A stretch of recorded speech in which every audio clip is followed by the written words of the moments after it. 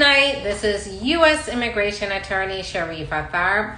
I am here live to take your U.S. immigration related questions, and I have a good topic to talk to you about tonight. So I'm going to be talking about alternatives to applying for the green card in the U.S. or alternatives to getting status in the United States other than through your marriage or through a marriage. So I'm going to be, and this is going to really be based on what your particular circumstances are, but it may be something, there may be something in this topic that you may be able to relate to. And in the case that you do, you should schedule a consultation to really see if this could be an option for you. However, keep in mind that I am here to answer your questions. Your questions are my priority. And so feel free to put your questions in the comments and I will answer your questions. Your questions don't have to be related to the particular topic that I'm talking about tonight, which is going to be alternatives. So if you're here, where this would be helpful, may be helpful to some of you, is where you're here in the United States and you don't have relatives, you don't have an employer. What other ways can you obtain either permanent residence or, if not permanent residence, status and work permit in the United States? So if you are in that situation, the first alternative that I'm going to talk about is asylum. So asylum is a form of relief that you can apply for if the reason that you are here in the United States or that you are staying in the United States is because you have a fear of returning to your home country because you're in fear of persecution based on a particular social group that you're a part of. So if you are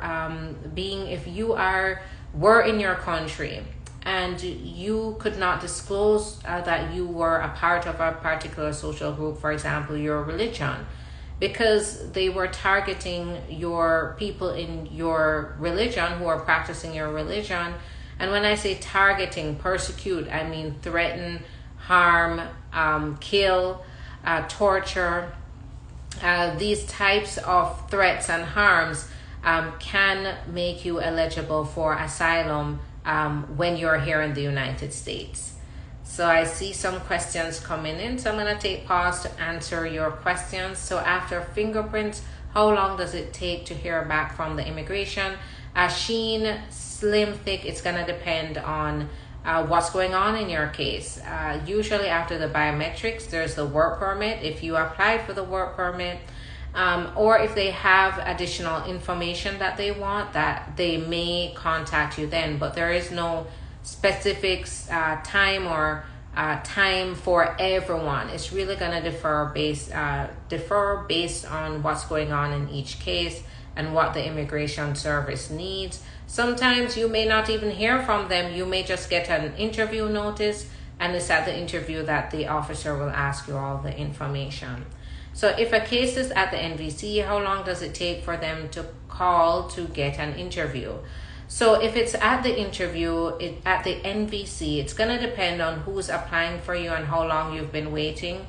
Some categories, so for example, if you're the adult son or daughter of a green card holder and you're 21 or over, there's a 5 to 6 year wait period for that category. And so if your petition just got approved and then now it's moved to the National Visa Center, chances are it's going to sit there for a while before they're ready to schedule the interview. However, if you are the immediate relative of a United States citizen, that means you're the spouse of a U.S. citizen, you're the parent of a U.S. citizen, or you're the child of a U.S. citizen, then you have a shorter wait. So as soon as it gets to the National Visa Center, they'll issue the documents that they want from you, and they'll send you invoices. At that point, they are preparing for the interview. Once they get all of that information, they'll schedule the interview. Right now, though, it depends on the embassy, but you could be looking at anywhere from 3 months to 12 months just to get the interview. after the National Visa Center has determined that you qualify for the visa. So my mother wants to know if she can get Medicare, if it will affect her citizenship at the interviews. So as long as your mom, now keep in mind, Caring with Cordesia, I cannot give your mom specific legal advice. She will have to schedule a consultation regarding whether she qualifies, whether her Medicare is going to affect her citizenship. And it really depends on how she obtained it, whether she legally does qualify for Medicare. Usually during the citizenship, so I'm giving you general information because I cannot advise your mom about whether it's definitely going to affect her. But generally speaking, they usually don't look into public benefits when you're applying for citizenship. The only time that may possibly affect you is if you wrongfully applied for public benefits, if you obtain public benefits through fraud, then that would affect citizenship. However, generally speaking, just getting a public benefit alone, they don't usually apply a test to figure out if you've been on public benefits or any type of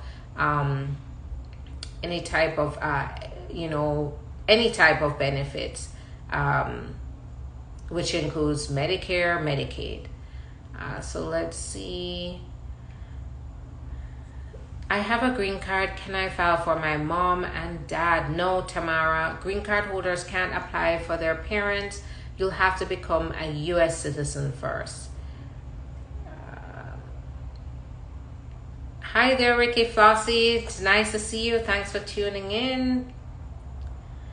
So keep putting those questions in. These are great questions so far. So tonight I am also covering a topic, and it is what if you have no relatives? What if you have you're not married to a U.S. citizen or a green card holder? What if you don't have an employer? What are some other alternatives that could possibly help you to stay legally in the United States? And I've been talking about asylum. Now, asylum can be based on, remember, you have to have a credible fear of being persecuted because you are part of a particular social group that is facing these exact harms in your country.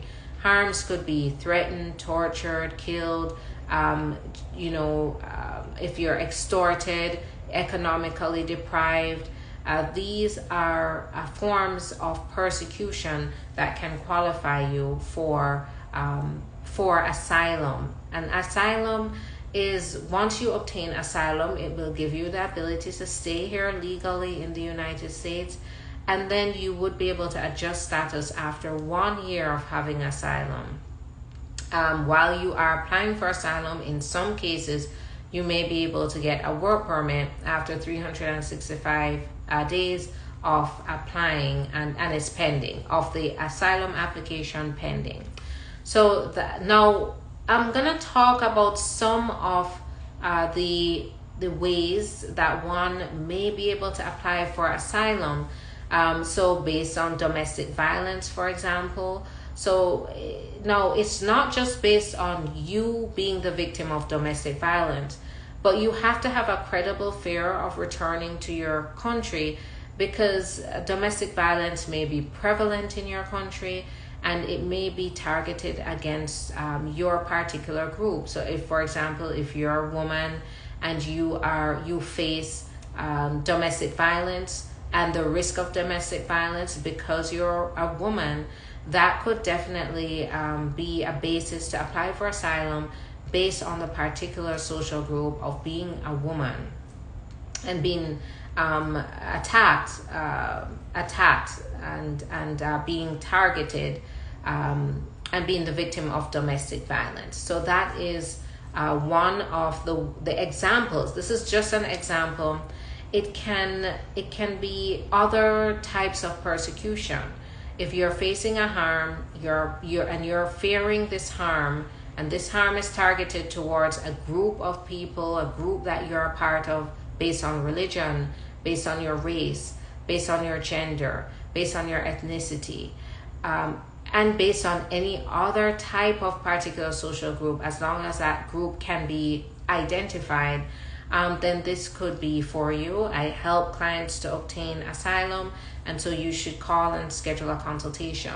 Another example of a scenario that could result in you getting asylum is gang violence.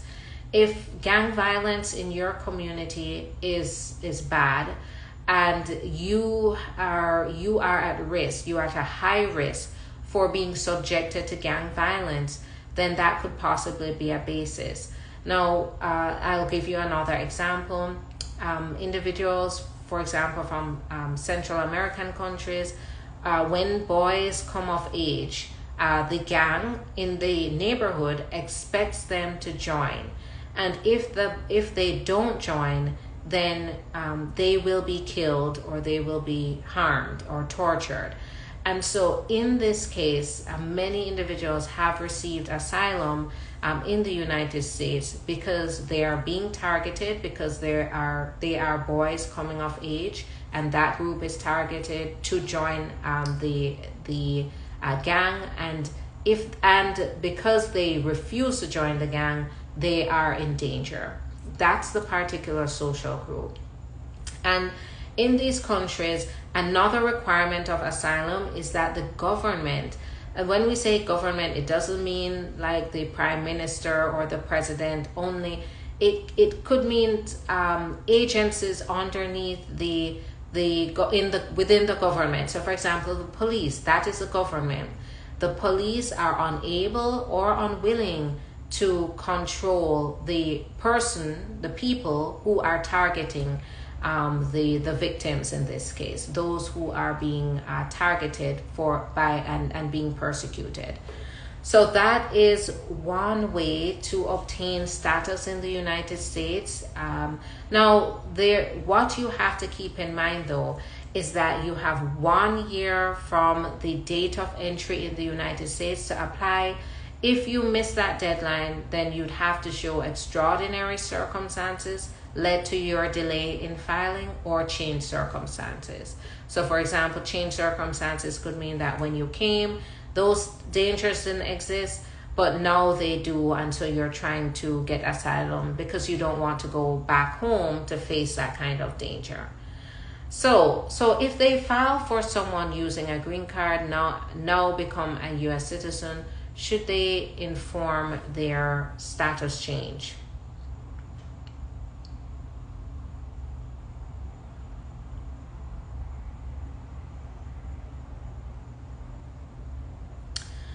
So yes, now keep in mind it depends on the status. If you're 21 and over, and your parent is who's filing for you, and they've become a US citizen, that may not make a big difference, but you should definitely, once there is a change in status, report that change of status to the National Visa Center so that they can make adjustments on their end.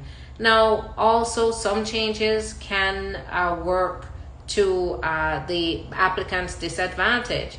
So for example, if you were an unmarried son or daughter being sponsored by a green card holder, and then you got married, you'd be obligated to report that change, but that would totally disqualify you from getting the green card, because green card holders can't file for their married children. So that's an example of how a status change can affect the process, the length of time, or even throw you out of the process altogether.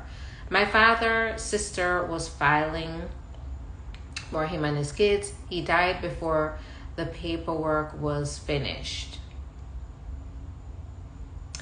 So when the beneficiary passes away, that basically puts an end to the filing, because derivatives don't qualify directly through the aunt. It's only the primary beneficiary.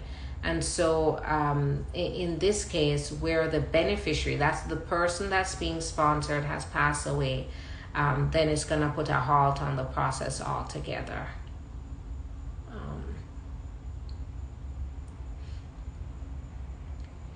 All right. So I'm being filed for. Can I apply on and go on a work program? So Thug 01, if this work program is going to be a temporary and it's based on your non-immigrant intent, then it is there is a possibility that they will not approve you if you can't show that you will not return. So you're at high risk for being denied because you already have immigrant intent. You would have to try to convince the officer that despite having this pending application, you will return to your home country after you have finished with the work program. And that is quite a task. So now I spoke about asylum. So if you are in a situation where you need to get legal advice about whether you qualify for asylum, do it now, because the clock is ticking once you've entered the United States, and you want to make sure that you apply before your deadline so that you don't have to prove extraordinary circumstances or change circumstances, because in those cases it may be harder for you to get through the asylum application.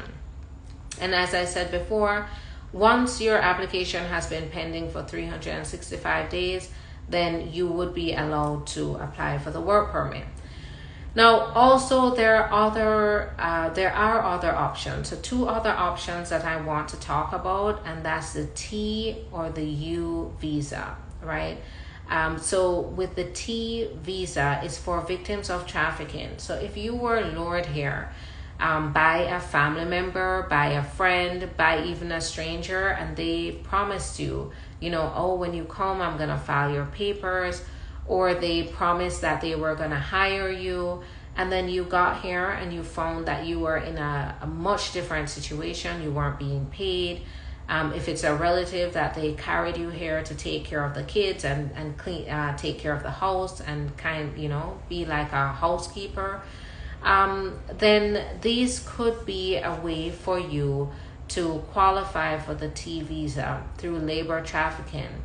And if you were lured here even by someone else and they forced you to do things against your will, then that is also another basis. So when I say force you to do things against your will, they sexually abuse you or force you to sell yourself.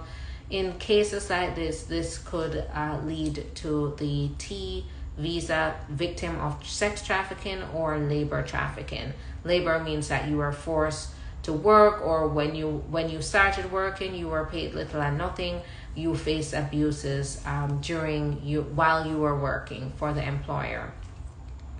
So that definitely has, if you qualify. I know nobody wants to be in a situation like this, but if you are in a situation where you were here because of somebody tricked you into coming here, and now you're stuck, then this could lead to you to get a T visa and get your work permit for the next 4 years. And then after 3 years of having this, you could then adjust status to permanent residence should you qualify. Also, if you have your children here who are under 21 and unmarried, they can get the T status along with you. And if you have a spouse, they can get it with you.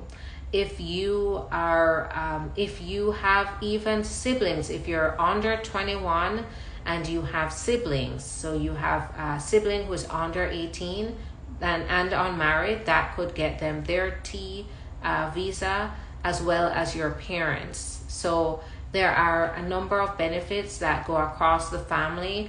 It's not just you, but your family that's here without status. Now with the U visa is if you have been the victim of certain qualifying crimes.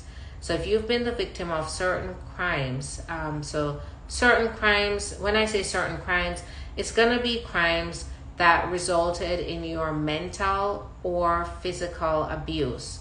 And if you have been the victim of anything like that, you should schedule a consultation and see if you can qualify. Right now, as long as you qualify and you properly file your application, you could then apply for a work permit, and that work permit is being granted within months. So right now I'm seeing a processing time of 4 to 8 months for the U visa. So it's called bona fide filing, the work permit based on bona fide filing. So they make sure that you, thanks so much for the love, I appreciate it. They make sure that you file properly. That usually means a U certification. Now, U certification is if you've been the victim of the crime and it was reported to the police, that's required in the U. It's not necessarily required for the T, but it is required for the U, where you have to show that you cooperated with law enforcement in some way to be able to investigate the crime.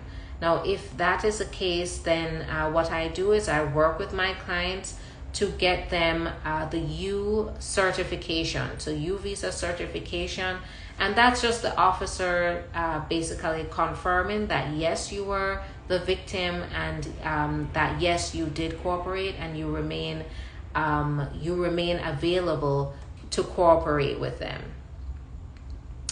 So hi there, it's nice to see you. So the U visa can be a way to get status in the United States, even if you're not married, even if you don't have any family members or any employers. It can be a way for you to be able to get status. So examples of crimes could be domestic violence. It could be, so if you had a boyfriend who subjected you to domestic violence and you had to get the police involved, the police had to investigate your boyfriend or girlfriend. It could go either way, boyfriend or girlfriend. If you were the victim of domestic violence, then this could definitely be a qualifying crime for the U visa. Stalking, robbery, fraud. Fraud can result in your mental abuse as well. So those are examples, but that list is not exclusive. It really depends on the nature of the crime and how it affected you to be able to determine whether this is a qualifying crime for you. But I'm giving you examples to show you how broad it can be to be able to allow you to get status. With the U visa, after having the U visa for 3 years, you could adjust status. Now, with the U visa though, what's happening is it is a 10-year wait list for the U visa. But as I said before, once you properly file the application, you would get a work permit while you wait for the process to be completed. And you'll get that work permit over the years while it's pending, which can still offer you great relief while you're waiting for them to process the U visa. So, and the last one that I wanted to mention was the juvenile. So it's called SJIS. And this is for juveniles who are here. So for example, any unaccompanied minors where the parent left them here, and they were given a guardian. Then in this case, once there's confirmation of the guardianship, then they could apply for permanent residence, adjustment of status on their own, as long as they apply under 21. And so that does sometimes involve the process of going through the court to make sure that they, so Aqueen, I'm glad that this is informative. Exactly. And this is little known information. That is so true. Not a lot of people know about these alternative options. Now, nobody wants to be in these situations that I'm talking about, but if you are, and you are without status here, this is a way for you to get back on track and get your life together.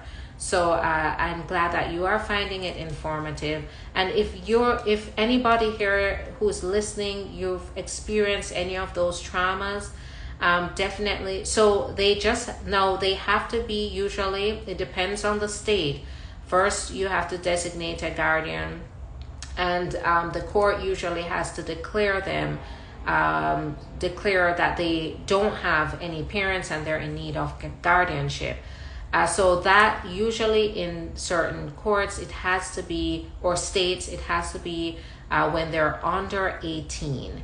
And then after that, once they have been granted that status, then they have up until they're 21. They have to be under 21. So once they get to 21, there's no filing it anymore. Adjustment of status. So once they're under 21, they can file for adjustment of status and do it on their own.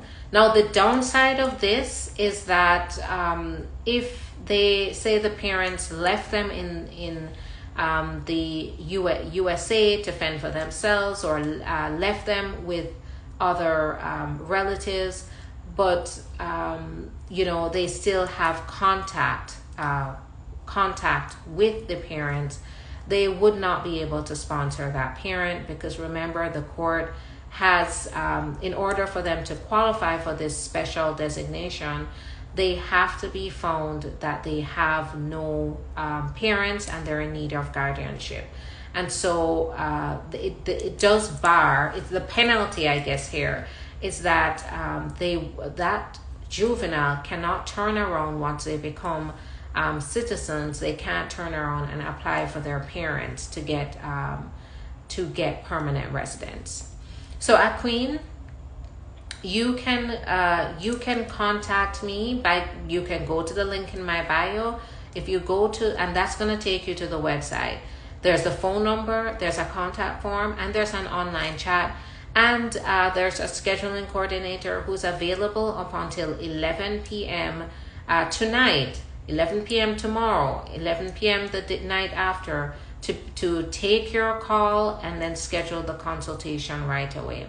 So you can go ahead. If you call after hours, you're going to get a after hours receptionist, who will take your information and then pass it on to the scheduling coordinator, who will then go ahead and get you on my schedule. So I hope to speak with any of you who are going through this, so I can really confirm whether you qualify and get started on your process right away.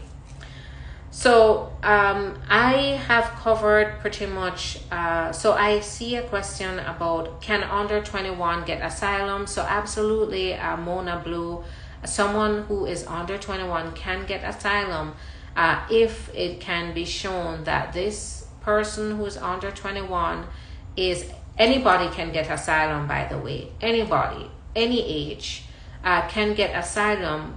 The focus of asylum is, are you in fear of returning to your country because of past persecution, because you have faced persecution personally, you have faced harms, dangers, you have been wounded before, injured, tortured before, or if you have a credible fear of persecution because you are a part of a particular social group that's facing harm. So for example, if domestic violence is prevalent in your country and you are you're the victim of domestic violence, you're continuously the victim of domestic violence, and the police you've called for help, the police have not assisted you because more or less the country accepts domestic violence, then that could be a basis for asylum.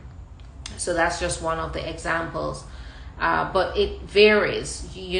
What my rule of thumb here is, if you have a fear of returning to your country because you feel like you're going to be targeted because of who you are, your identity, then it's time to schedule a consultation and then talk about that, so that I can confirm whether you qualify. So Mona Blue, the times for asylum is varying. It could be within a matter of months that it's processed, but some people have been waiting for years. So you could be looking at 3 years or even 5 years for your asylum to go through. But what happens is if your asylum is pending for more than 365 days, at that point, they will allow you, or may allow you, it just depends on your situation and how you qualify, the history of your asylum application, but they may allow you to apply for a work permit after it's been pending for 365 days. So that is all from me tonight. So I talked about some alternatives. If you are here, you are without family, you're without family, you're without employers who can apply for you. Are there any alternatives for you to be able to stay here and gain status? And so I talked about the T visa, the U visa. If you've been the victim of trafficking, you've been the victim of a qualifying crime. I talked about asylum. And if you're a juvenile, you're unaccompanied here, and you are without parents, they left you in the United States, then that is also a way for you to get status and then eventually adjust to permanent residence as long as you apply under 21. So the clock is ticking in that case. Now, another question I get very often is, well, what if I don't have friends? I don't have family. What if I don't have an employer? What if I just want to come there and live there? How can I do that? Now, if alternatives don't, now under U.S. immigration law, you must qualify in some way. The immigration system isn't designed to just for anybody to just come and stay and get it. So they don't have, for example, a system where if you stay for 10 years, then you can get permanent residence. I mean, there is that one situation, but you have to be in removal proceedings, and it's called cancellation of removal, where if you've been here continuously for over 10 years, and even if you're undocumented, and you can show good moral character, then that may be a way. But nobody wants to get to the point of being in removal proceedings to be able to apply for cancellation of removal to get status here. If that is something that you're going through, though, and you're going through deportation and you want to see if that could be an option for you, schedule that consultation. However, if you're here and you don't have any of those options, no family, because friends can't sponsor you. So no family, no employer here, and none of these alternatives. So no victim of trafficking, no victim of crime, no credible fears of returning to your home country. At that point, you may have very limited options. I never like to say here that it's impossible, because remember that I'm not giving you legal advice, I'm giving you general information.